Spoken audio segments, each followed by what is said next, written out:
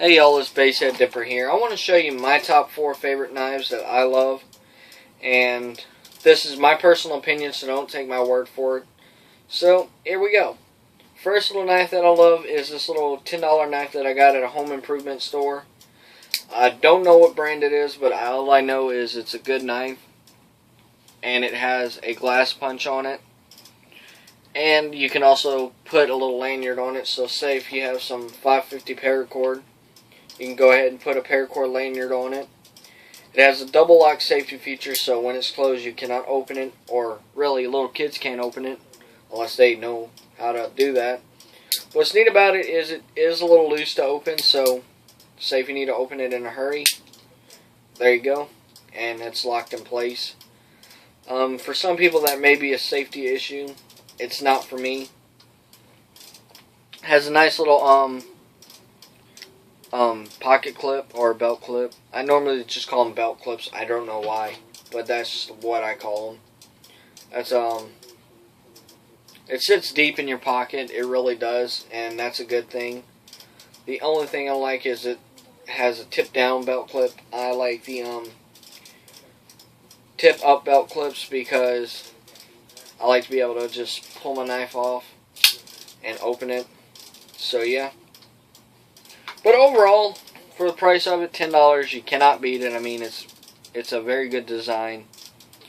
And with most cheaper knives, you don't really see a glass punch on it. So I thought that was pretty cool.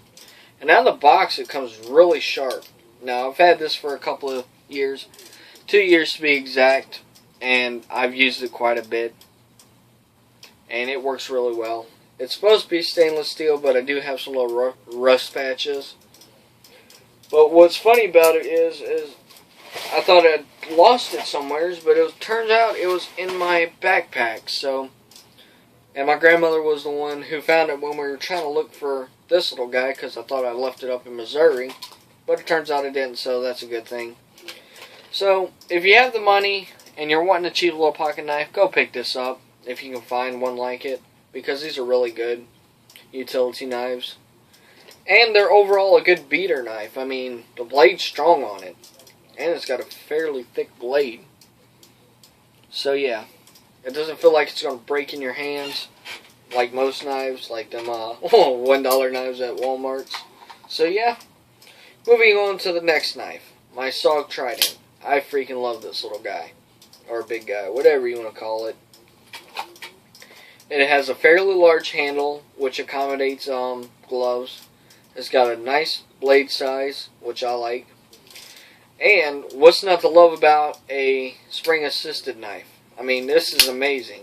It's got fast opening, just as fast as a switchblade or an automatic knife. And it's still legal, so I thought that was pretty cool. It's got a nice clip point design. And I love these clip point designs. This is actually what got me started on them. Now you're probably thinking to yourself, well, that knife you just showed was a clip point. Well, I've never really been a big fan of the clip point designs until now. I do want to get me a USMC K-bar because I love those knives. I love the way they're designed. They also use a clip point. So yeah, this is a really great knife for the price. I have a full-on review of it. So I'm not going to get to too much detail of this knife. So we're just going to put that back over there. One of my favorite tiny pocket knives is this little Case Sawbuster Jr. And this was a perfect purchase. I mean, $27 for this little knife. It's a nice little gentleman's knife. So say if I didn't want to, alright, say if I'm going to a place that requires good dressing, like proper dressing, like suit pants, suit shirts, and whatnot. I can throw this little guy in my pocket and go about my business. So yeah. And it has the added feature that I actually became a fan of, which is slip point design. I freaking love it. So I don't have to have any extra muscle just to close it. Like I've seen like lockbacks and stuff. So this, you open it, you use it, and you close it. That's basically it for a slip point. So, if you can find this knife, which I know most places do sell, the Case Sawbuster Jr., if you're wanting a little pocket knife to keep in your pocket or whatnot, pick that up. That's the best knife I've ever owned that was a tiny pocket knife. Now, moving on to the last knife, the MTEC USA Special Forces Edition knife. I also have a little bit of a review on this, or not really a review, but whatever. Well, I guess you'd call it a review. And I freaking love this knife. I've actually been carrying this every day since I got it from my stepdad. And I tell you, it's actually starting to break in a little bit. It's easier to open.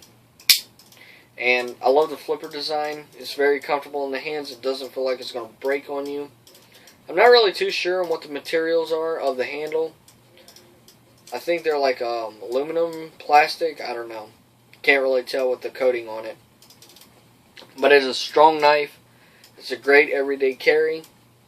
And it's a good show-off knife. I mean, somebody takes a look at this and they'll literally fall in love with this knife. I mean, what's not to love? Desert digital camo. You got this awesome blade shape. You got the Special Forces emblem inlay. Or not really emblem, but Special Forces inlay. Black liner. A nice little lanyard hole. A deep rise pocket clip. But it's not that good on retention, which in a sense is kind of good in case if you have to quickly deploy it, pull out of your pocket, and it's ready to go. So yeah. These are the best designs you can get in a knife as flipper designs, especially if automatic knives are not really automatic, but spring assisted knives are illegal in your area. This is the next best option. So, and I freaking love how fast this thing opens. It's got pretty fast lockup too. It locks up immediately. It locks up as soon as you deploy it. So yeah, this is Basehead Dipper signing out.